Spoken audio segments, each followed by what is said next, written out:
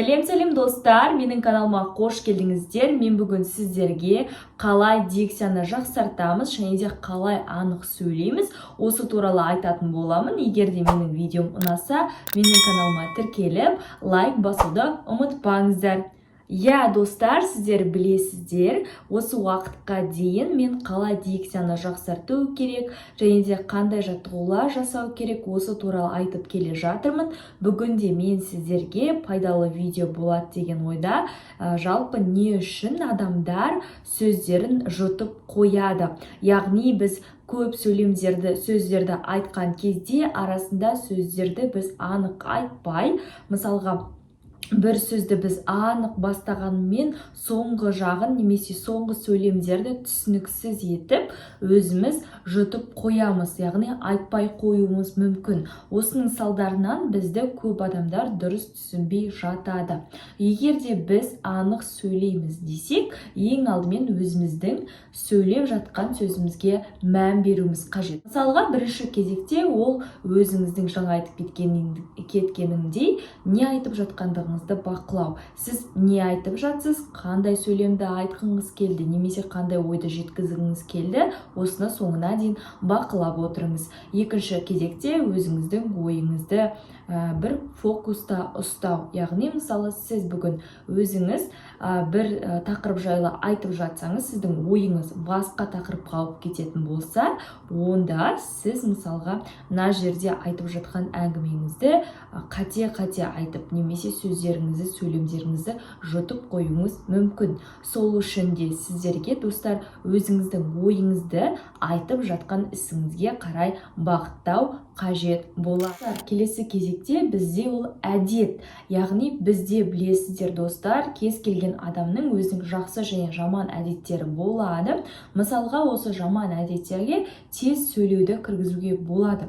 Өйткені адамдар өте тез сөйлейді, соның салдарынан ол өзінің қандай ойды айтып жатқандығын, қалай айтып жатқандығын ұмытып қалады, және де екіншіден оны өзге адамдар түсінбейді. Өйткені сіз өзіңіз тез сөйлеп жатқаныңызбен ол өзіңізге де түсінікті болмауы мүмкін, ол басқа адамдарға да түсінікті болмайды. Ал егер сіздер асықпай, әр сөзді өзіңіздің даусыңыздың барлық күшін қоса отырып сөйлейтін болсаңыз, онда сізді барлық адам түсінетін болады. Достар, ендігі кезекте біз не істейміз деген сұраққа жауап берейік. Егер де сіздер өзіңіздің дикцияңызды жақсартқыңыз келсе, ең алдымен өзіңіздің артикуляциялық жаттығуларды жасайтын жалпы сөйлеу аппараттарын сіз жаттықтыруыңыз қажет болады.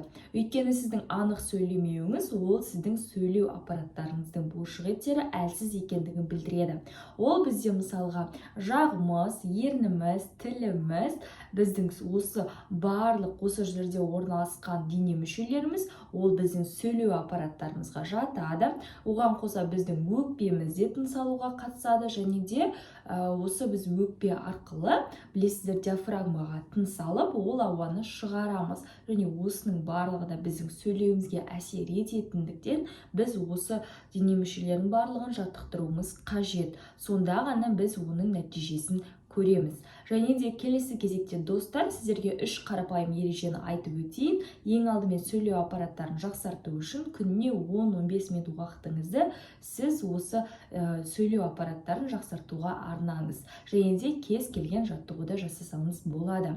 Ал екінші кезекте ол біздің тыныс алу жүйесін жақсарту. Егер де сіздер білесіздер, мысалға, біз тез тыныс алып, кейбір адамдар өзінің сөйлеуіне яғни алған демі жетпей жатады.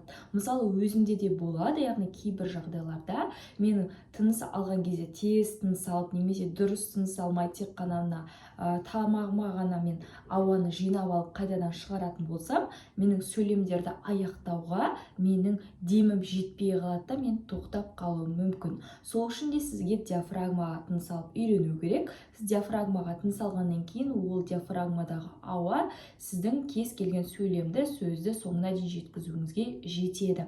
Сол себепті достар, сіздерге диафрагмамен тыныс алуды үйрену қажет болады.